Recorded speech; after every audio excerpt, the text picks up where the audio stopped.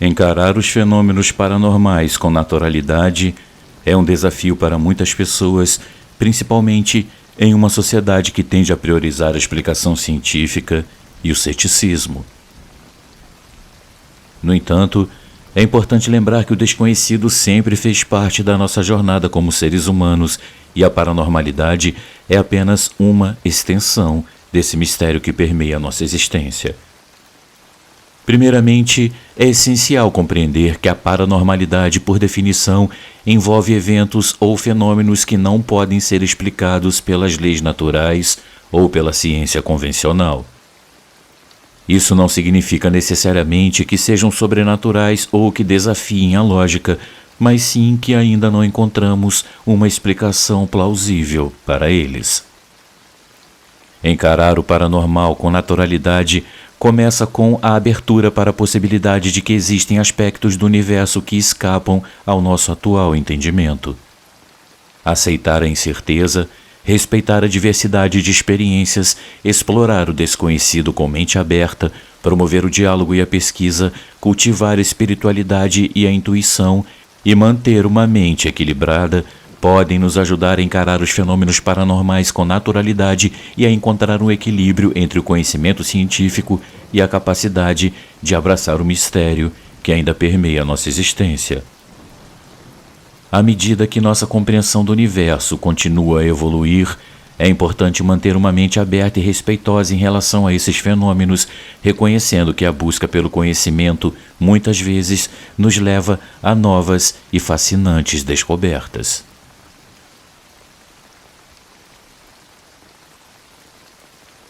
Seja muito bem-vindo, eu sou Luciano S. e esse é o canal Casos Sobrenaturais Reais.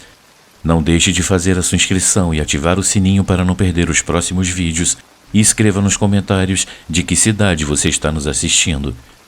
Desde já, o nosso muito obrigado.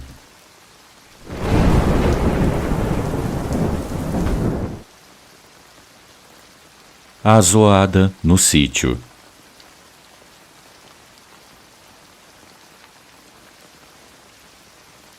Luciano, esse relato quem me contou foi a minha avó. Ela sempre disse que seu pai era uma pessoa bem atrevida quando se tratava do mundo espiritual. Ele nunca respeitou ou mesmo deu importância para o sobrenatural e desdenhava do assunto. Um dia, ao retornar da roça, ela, o irmão e meu bisavô, quando chegaram em casa, encontraram tudo bagunçado. O irmão da minha avó na mesma hora falou: "Isso deve ser obra de Saci." Meu bisavô, quem em nada acreditava, esbravejou: "Que seja o diabo a quatro. Eu quero vir me perturbar à noite, se ele for capaz." Minha avó chamou a atenção dele, dizendo que não se deve brincar com essas coisas, e ele disse que não ligava e nem acreditava em nada disso. Ele disse que aquilo havia sido obra de algum engraçadinho que tinha feito aquilo apenas para irritá-lo. Eles arrumaram novamente as coisas, prepararam um jantar, tomaram banho e foram dormir, porque o dia seguinte seria longo. Então, por volta da meia-noite, começou a barulhada. Minha avó disse que era tanto barulho de panelas e cadeiras caindo que dava agonia. As janelas e as portas sacudiram muito e parecia que ventava dentro de casa. Minha avó, que era espírita, já deduziu que seria a obra do moleque arteiro e mesmo com toda aquela barulhada, ela decidiu tentar dormir. Mas, Luciano, os sons eram ensurdecedores, e então ela decidiu ir até a cozinha para ver o que estava acontecendo. Ao chegar lá, ela levou um susto, pois tudo estava no seu devido lugar. Não havia nada no chão. Quando ela deu as costas para voltar para o quarto, ela pôde ver de relance vários vultos de pessoas muito pequenas. Em pensamento, ela pediu para que aquelas criaturas fossem embora para que ela pudesse dormir e foi para o quarto. Ela pegou no sono e então teve uma paralisia. Foi quando ela viu aquela criatura andando dentro de casa. Aquilo falou para ela que não ia parar porque alguém havia chamado por ele. Luciano, aquilo ficou na casa até quase amanhecer o dia, E assim que deu 4 horas da manhã, a minha avó se levantou para preparar o café para todos e viu que o meu bisavô e o meu tio já haviam se levantado e já tinham até preparado o café. Meu tio disse que ninguém dormiu por conta dos barulhos e da assombração que rondava a casa. Meu bisavô nada falava, em silêncio ele ficou. Ela disse que teve que chamar um benzedor na casa, pois o mal que meu bisavô chamou não queria mais sair de lá. Mas no final tudo deu certo, não aconteceu mais nada e meu bisavô aprendeu a lição e nunca mais desafiou o sobrenatural.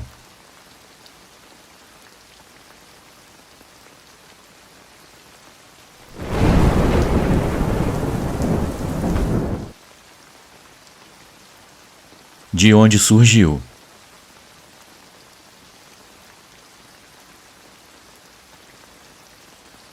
Olá, Luciano.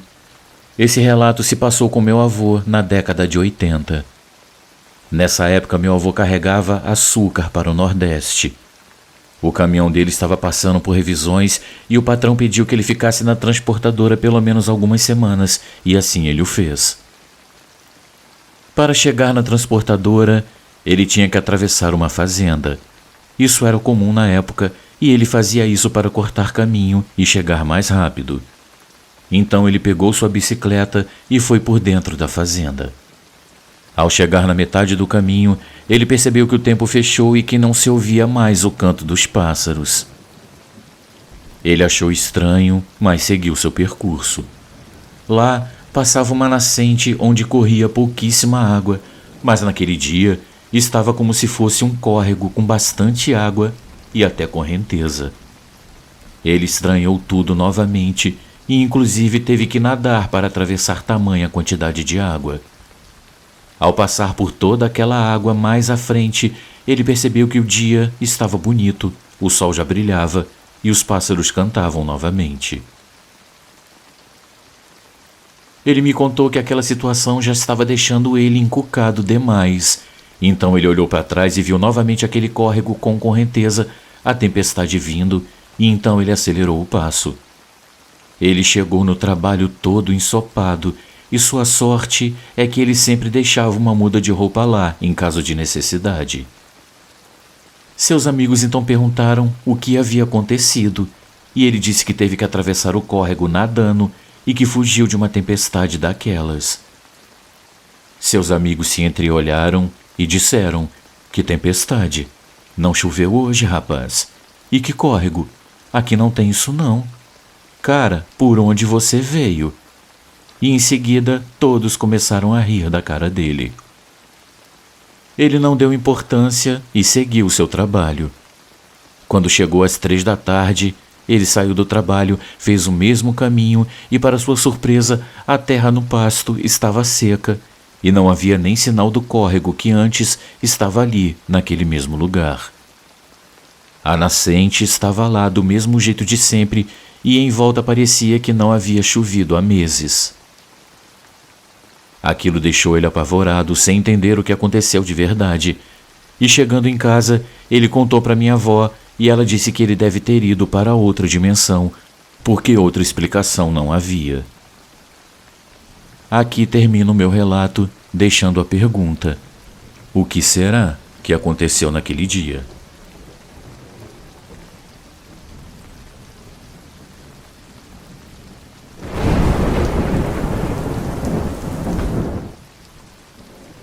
O lado engraçado do sobrenatural.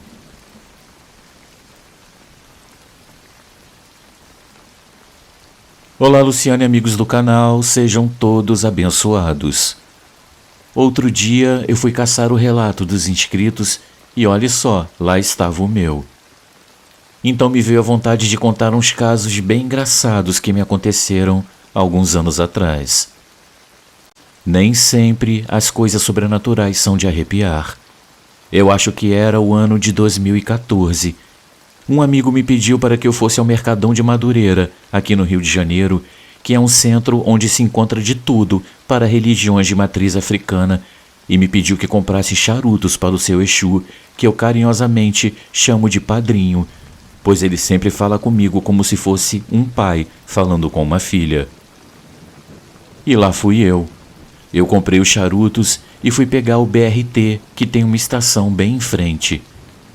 Mal eu me sentei e veio uma voz feminina que eu conhecia, a pombagira rosa vermelha que minha amiga é aparelho. A voz, chateada, me perguntou: cadê meu marafo? Para explicar melhor, a minha amiga não dá atenção a ela, então ela fala comigo ou com meu amigo, que é o marido dela. Eu disse a ela que ia passar no supermercado para comprar a bebida, e ao entrar no supermercado, eu me senti ser empurrada até o lugar das cervejas, como se alguém me segurasse pelos braços e me guiasse até lá. E de lá veio outra voz, dessa vez masculina. Não esqueça a minha moça grande. É assim que eles me chamavam. Como eu estava com muito peso, eu liguei para o meu amigo e ele foi me buscar de carro. Quando ele viu as cervejas e a bebida da Dona Rosa, ele caiu na risada. Eu não entendi nada, mas ele continuou rindo até chegarmos na casa deles. Quando eu coloquei as compras na cozinha, a minha amiga percebeu o que tinha comprado e caiu na risada também. Então eu falei: me contem o que está acontecendo, pois eu também quero rir. E eles disseram que depois que ele ligou para mim pedindo o charuto do padrinho, logo a Dona Rosa e o malandro pediram para me chamar e pediram para eu comprar a bebida deles também. Mas como tinha muita coisa a ser feita, ele disse: peça a ela também escuta. E foi assim que eu fui entender o porquê dos dois falando comigo. Luciano, esses guias são demais. Na hora de falar sério, mas na hora de rir, eles gargalham. Outra vez era véspera de Natal e meus amigos tinham me convidado a passar com eles, mas eu sou meio chata e gosto de ficar sozinha. Eu também não queria peregrinar até a casa deles, pois mesmo sendo perto, eu levava quase 2 horas para chegar lá por causa do trânsito. Eu já tinha decidido não ir. Eu estava deitada na cama quando a voz da Dona Rosa bem alto ressoou na minha cabeça. Vambora, moça grande, que meu cavalo está esperando você. Luciano, eu tive que levantar, porque diferente da minha amiga que coloca um tampão de ouvido espiritual para não escutá-la, eu não. Ela ficou falando sem parar e me incitando a me apressar. Eu já estava chateada porque nos feriados pegar ônibus é uma verdadeira provação.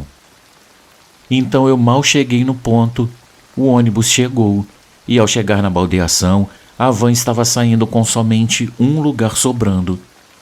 Eu achei aquilo estranho, nunca tinha acontecido aquilo comigo. Então, no meio da viagem, eu ouvi a gargalhada debochada da Dona Rosa. Agora pare de reclamar dos corre-corre e vai logo. Amigos, eles são demais. Meus colegas me chamam de maluca porque eu fico rindo sozinha, mas o que eu posso fazer se eu acho graça? Eu tenho muito mais histórias para contar, mas por hoje é só isso. Muito obrigado, Luciano, e um grande abraço a todos.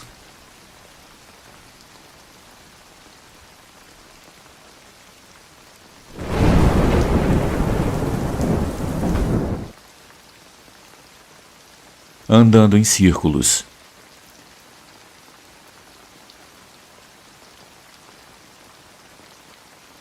Coisas sobrenaturais acontecem no mundo todo, a todo momento. Mas o que eu vou contar me deixou de cabelo em pé e até hoje eu não sei bem ao certo pelo que eu passei. Eu estava andando na semana passada pelo Shopping Parque Dom Pedro, aqui na minha cidade, Campinas, e estava à procura de uma loja de produtos eletrônicos.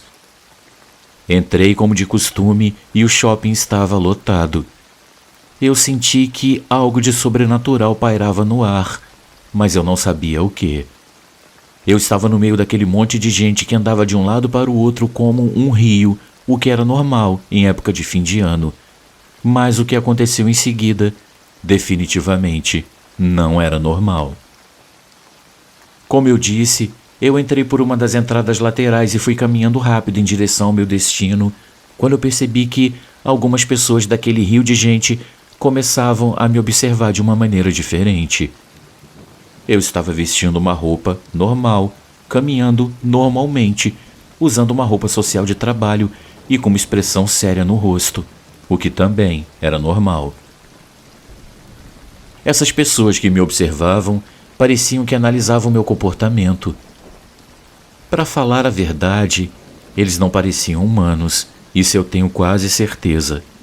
Eles se disfarçam bem, se misturam na multidão, mas pareciam ser algo muito além de simples mortais. Eu andava então ao meu destino e após mais ou menos 30 minutos de caminhada, eu não cheguei a lugar nenhum, sendo que para chegar no meu destino, no máximo, eu levaria 5 minutos.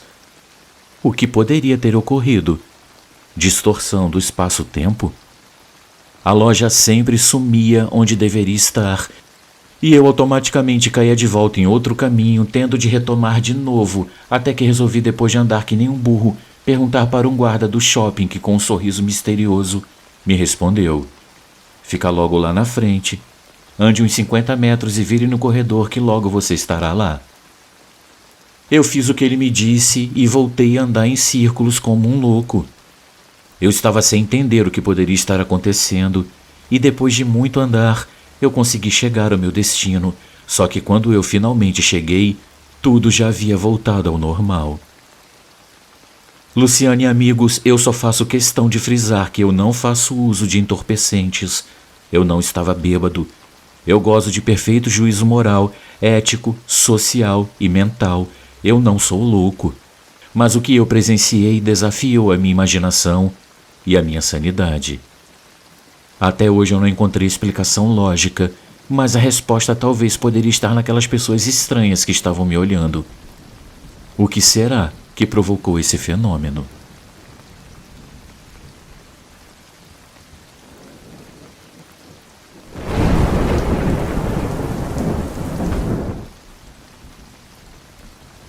O obsessor.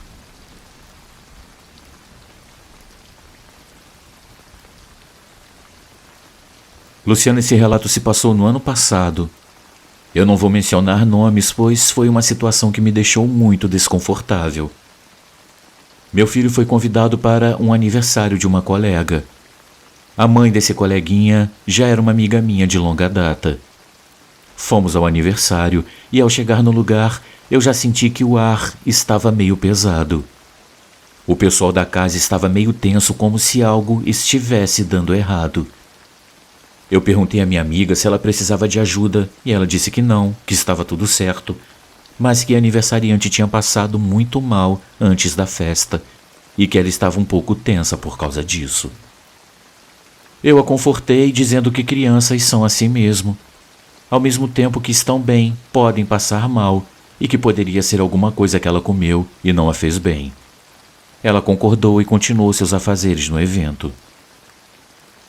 Luciano, então, quando todos já estavam se preparando para cortar o bolo, eu vi um homem muito alto, com calças antigas e esfarrapadas, no canto do muro, parado no meio da escuridão. Na hora eu percebi que não se tratava de alguém desse plano. Aquele homem carregava um ódio e uma mágoa que era palpável. Ele, de longe, observava fixamente a aniversariante com um olhar para lá de sinistro. Eu, observando aquilo tudo, já mudei a minha feição e fiquei prestando atenção o tempo todo naquele espectro. Quando começamos a cantar o parabéns, ele se aproximou meio que rastejando pela escuridão e parou bem ao lado da aniversariante.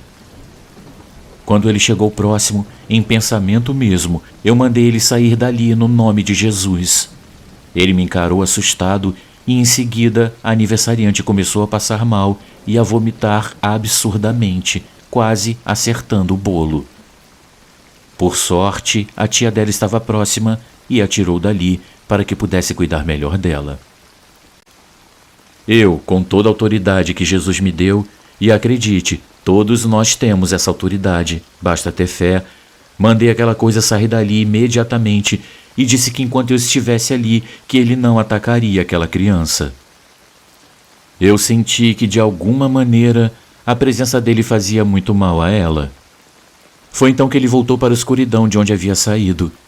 Logo em seguida, eu não quis nem esperar, chamei um Uber e fui embora com meus filhos. Ao longo da semana, eu perguntei à mãe da criança como eram as coisas ali naquele quintal. Ela mencionou que naquela semana ninguém estava bem ali, que o esposo dela sempre via o espírito de um homem muito alto entrando em um quarto antigo que ficava nos fundos do quintal.